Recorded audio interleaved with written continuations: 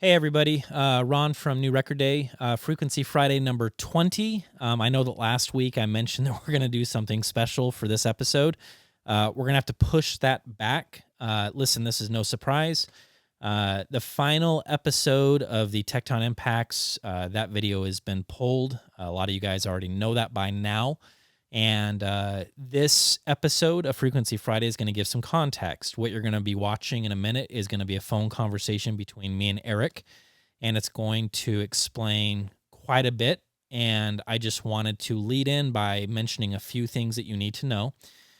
First and foremost, we're going to make some changes to the review. I'm not going to change anything about what I think about the impacts. All of my opinions are going to remain the same.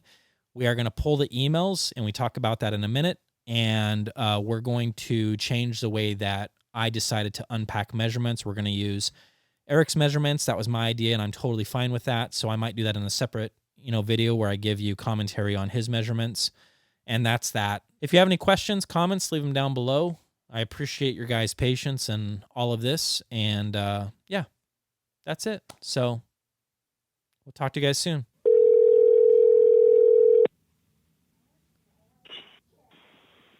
Hello. Hello, hello. Hey, Ron. How's it going? Good. How are you, sir? Good. Yeah. Can you hear me okay? Yep. Yeah, and hopefully you can hear me okay. Yeah, I definitely can. Okay. Thank you. Good. All right, man. Well, yeah, it's been a long week, right? Yeah, long week, probably for both of us. Yeah, for sure. Well, I'm glad that we're doing this. I think this is important to do, and I know that you feel the same way, right? Yes. Okay. So, I think the very first thing that I want to say, just to kind of open up the conversation and to, disarm this as much as I can is, Eric, I want you to know that reading those emails was not cool. That was rough, and that was really unprofessional. I should not have done that, and I want you to know that I've lost a lot of sleep over it, and that I took no pleasure in it, and I'm sorry that I made that decision, and I need you to know that that I regret that. That was not cool. Well, thanks. I appreciate it. Yeah. Not a problem. Yep. Water under the bridge. It's all good. So cool. Not a problem. Cool. Okay. Thank you. And then I think that, for anybody that's going to be watching this and hearing what we have to say here, I think it's important to note that, you and I have kind of already been talking a little bit about, what both of us can do to, get this back on track and to figure this out. And, and I think that one thing that we've already discussed, and we've kind of gone back and forth, and I want to be able to give you, some time to talk about it and share your thoughts and your opinions, is we might not end up totally agreeing about everything about the impacts. And we might come to a point where, we can peacefully, break bread and just say, this is where Ron landed, and this is where you're landing, and that's okay. And I want you to know that, before things really took a turn for the worse, I really wanted to try my best to celebrate that speaker for what it is. And even though there's, some things in there that you and I might not totally agree on, I hope that we can look back at this and say, that's okay. Like it's okay if we don't completely and totally agree on everything. I like that. One of the things that I've learned over these years is that sound is subjective, and we all perceive it in so many ways. And in fact, some of us, the selection of music that we listen to is just across the charts. Yeah. And I one of my first questions to every potential client is, what do you listen to? So, yeah, sound is so subjective, and I hopefully you would agree, you and I have what I believe to be some differing philosophies, and here's another thing that I believe is that as a speaker designer, I don't possess all the truth and all of the wisdom and knowledge that exists in speaker designing, and my peers in the industry, they might argue this with me, but they don't either.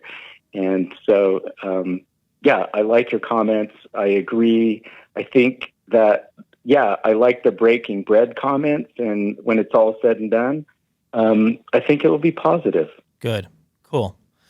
Yeah. So just as an outline to let everybody know that what you and I have agreed to so far is that first and foremost, the emails are gone. So those are being pulled from the final review. That was bogus. So those are gone. Another thing that we're going to be doing is we want to go back and we want to, and we can even do this in a separate video if you want, Eric. I'm fine however you want to do this, but we're going to ditch my measurements and we're going to use your measurements, and I'll give my feedback or commentary on those measurements. Yeah. And I'm totally fine with that. Like, I have zero problem with that. And and I know that in regards to, like, bringing up the resonance and the bracing and things like that, I think that that does open the door for meaningful conversation. That if there's things in there that you are intentionally doing that is part of how you voice a speaker, that's where I certainly can do a better job of saying, hey, let's let this guy talk about it, because it might be exactly what you're going for. And that's something I wanted to be able to open the door to and explore that as a possibility. I really like that. I like that a lot. The first thing that comes to my mind is upwards of 30 years ago now, just building a very large subwoofer. And literally, it was one of the first times that I had learned to fine-tune this stuff. And I know you noticed the big cavity inside of that. Yeah. And so here's something that I think the listeners, the viewers should be aware of, is that, of course, it's a large box. Yeah, and it is.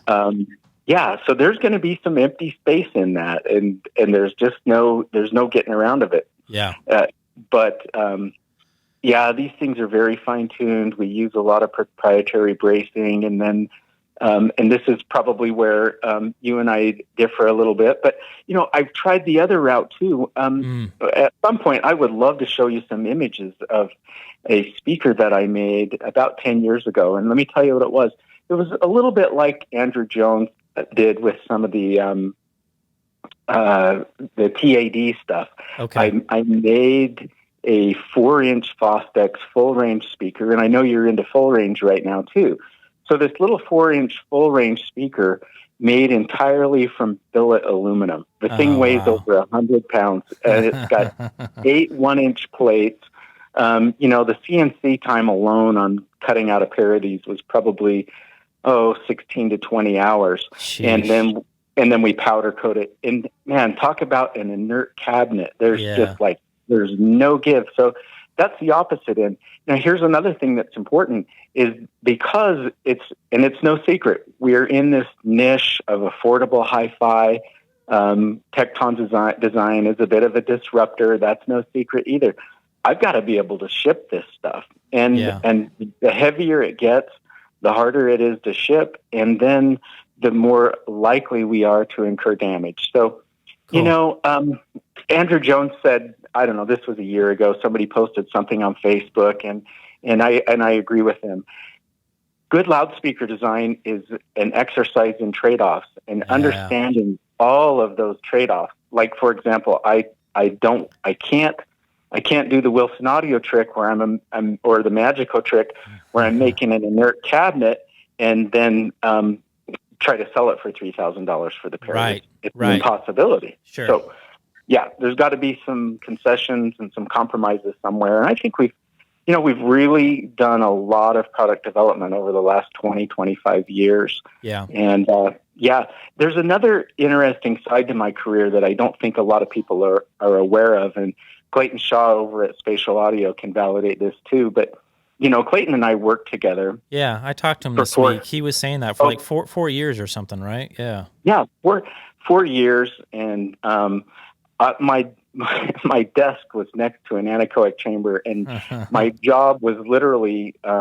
And man, did I learn some stuff? Oh, we did these ease measurements with multiple microphones, and by the time you take an ease measurement of an entire, 1/3 octave intervals, a full 300, and a 4 pi, this thing's got tens. I don't know how many measurement points there is. A lot. It's a ton. I have forgotten. But the thing that I wanted to share is that, I spent 4.5 years taking measurements every day. Wow. Many tens of thousands of measurements. I think Clayton would validate that. So, man, it was not an easy time for me, because imagine wanting, just almost feeling like I'm just chomping at the bit, going, I'm ready to start my speaker company, and here I am working as an engineer, taking all these measurements. And I could have started my speaker company, but man, I would have passed up a lot of knowledge and experience that I was able to capture with all those years of doing nothing but measuring and designing loudspeakers nonstop every day. That's awesome, man. Yeah, that's really cool. Thank you for sharing that. Do you have any questions for me? I wanted to ask you one thing, because I've been going crazy with trying to figure out what, and I just want to ask, like, what is happening at 150, this blip that I keep seeing? And yeah. Okay, so that is super easy to explain. All right, so we have the 10-inch driver in the vented cabinet, and you see, these are my words that I use to describe this. So you see the camel humps with the two spiky peaks. Yep. That's indicative of any woofer in a vented cabinet. You get two. Yep. Now, if it's in a sealed cabinet, you get one. One. Yeah. Exactly. So now visualize this with me. If we just unplug that 10-inch driver, now it gets curious, because here's why. We have a 6.5-inch driver that's also in a vented cabinet. And so if just everybody visualize with me, if I unplug that 10-inch driver, now I'm going to do an impedance curve, an impedance sweep, and all of a sudden, at a higher frequency, because it's a smaller driver with a higher resonant frequency, I am going to immediately view another Camelback pair of peaks with spikes on the tips. Okay, now, you're good enough at speaker design, you're going to get this instantly. So now that I've got that exposed, and that's my 6-inch driver in the top box, and it's vented, in series with that, I'm going to put a capacitor. Yeah. It's a pretty large value. But what that capacitor does, and then it's not only that, it's a bandpass circuit, so it's got a capacitor on it. It's got a resistor in series with it. It's got an inductor in series with it. Yeah. And it's just in the spirit of full disclosure, it's also got a shunting capacitor. So we've got a very, just a pretty, it's a pretty run-of-the-mill mid-range circuit. But as soon as we put that in series with it, then our Camelback spike is going to be very much diminished. So what that top peak is the first, it's the higher frequency Camelback spike of the mid-range revealing itself, and it's cut off because it's got these other components in its circuit. One of the things I want to do with the impedance curve, and I think you're going to like this, is just to show exactly what that's doing, I'm going to do an impedance curve of the tweeter circuit. Okay. And then I'm going to do an impedance circuit of the mid-bass circuit with the tweeter removed and the woofer removed. Yep. Then we'll do a woofer circuit alone. And then we'll overlay them all three. They'll all be 4 different colors. Yeah. And then you can see exactly what's going on there. Cool. I like that, man. That's great. Okay. Well, thank you. Yeah. Cool. What I don't want to take up too much of your time, and my daughter here needs my attention. But what questions do you have for me? Do you have anything that you have for me here at this point? No, but here's I'm gonna throw this out there. Yeah. And I will quickly deny everything. No, I'm totally kidding. No, you're kidding. not going to want to deny this. So, in a way, I want to.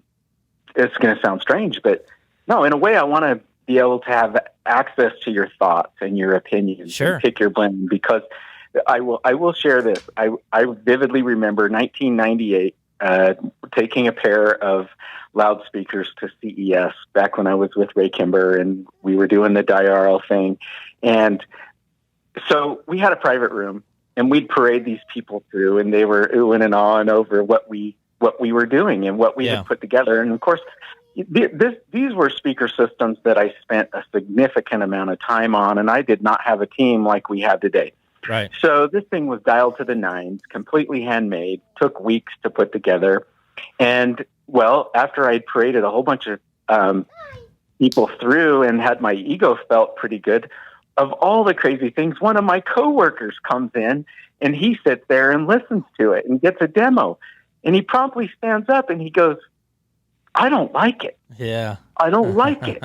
Right. And so then I'm like, I'm pretty distraught and I'm upset. How dare you? Yeah, right. Exactly. Right. Yeah. But here's what I've learned over the years, and we get this from our clients. Yeah. So whatever you've got to say, man, this is the best feedback that I can get. When somebody says something critical, man, just like we had a few years ago with the double impact, and the original double impact out to serial number 600 and something, it had a 90-degree polar response. Yep. It was a 90-degree speaker. Yep. Sean Fowler reviewed it, put it in his room, and I know he had a small room, and he's like, it seems like the polar response is a little tight to me. So what did I do? The first thing I did was we can wait for the dog to stop. Yeah, I'll be right back. Hold on a second here, buddy. Okay. I'll be right back. Man, I'm so sorry about that. I apologize. See, that's life with kids. It is. I know that well. Yeah, it is. These things happen. Okay, so anyway, I immediately, when people give me that kind of feedback, I can't do it all, and I can't do it all alone. And of course, I have my thoughts and opinions, but I really appreciate the feedback. Yeah. And so we immediately moved on that and took it out to about 110, 120. Yeah. And just never looked back. So in that same spirit, I'm thinking about the things that you were critical of. Yeah. So I'm going to go back, and I've immediately, in fact, I kind of scolded my cabinet guy, because I got really focused in on that speaker, and I realized that we could have and should have had ribs on the front baffle down below the woofer. Sure. Well, down above the woofer, there should have been matching ribs. Maybe not should have been, but could have been. Could have been. Yeah. Probably. Sure. Yeah, exactly. So So when you made your comments, I'm like, man, I'm going back to work here. I'm not going to just go ignore these things, because this is my whole point.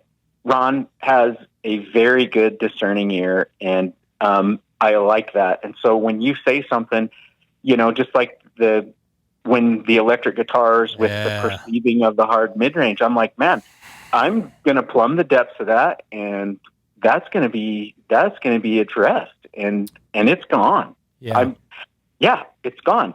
And the fascinating thing is, a lot of times these are voicing issues, and I'll be perfectly candid. If I change it by a quarter dB, a half a dB, that a lot of times when somebody's got a very discerning ear like you do, and so many audiophiles do, I'll never forget setting up tests where I would do analog equalization. Yeah. And then you get this frequency response that's just linear. And I'm talking linear from 20 to 20. It's literally a straight line. Yeah. Well, once you get that straight line, you'll discover that if you move one frequency a quarter of a dB, it's instantly audible.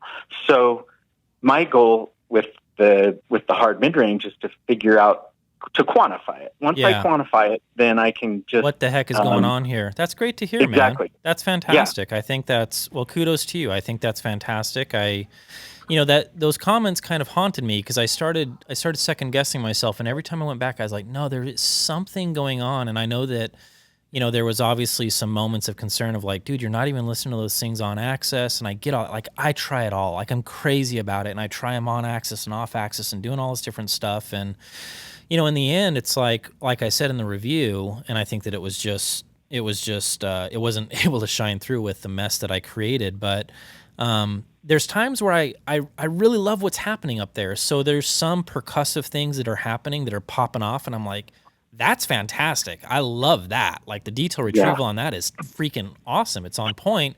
But then like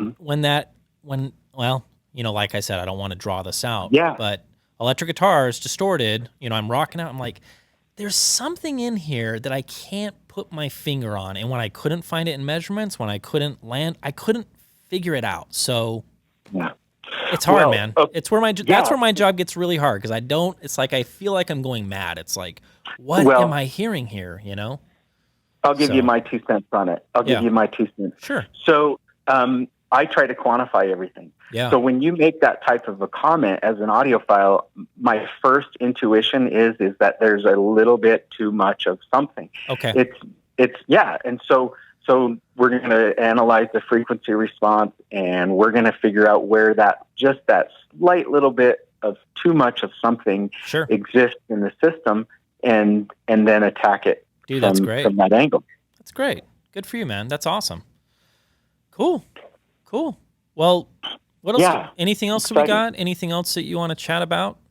Hey, I just want everybody to know that everything's cool between Ron and I. It's all good. Yeah. And and Ron does a great job. Appreciate I will mention one other thing.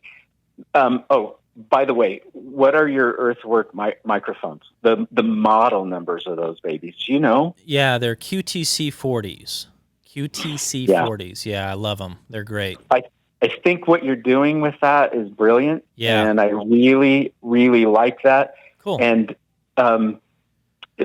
not to toot my horn, but just because I've heard what you're doing when you play these acoustical instruments through that, and even when you've played the acoustic instruments through the little 3-inch full range. I mean, people should be able to put on their discerning hat and go, there's something really special here, because a lot of speakers just don't sound that good. Well, I think Ryan, is it Ryan that bought a pair just based on the sound clips alone? He did. Yeah, it's totally cool. So yeah, good for him. Yeah.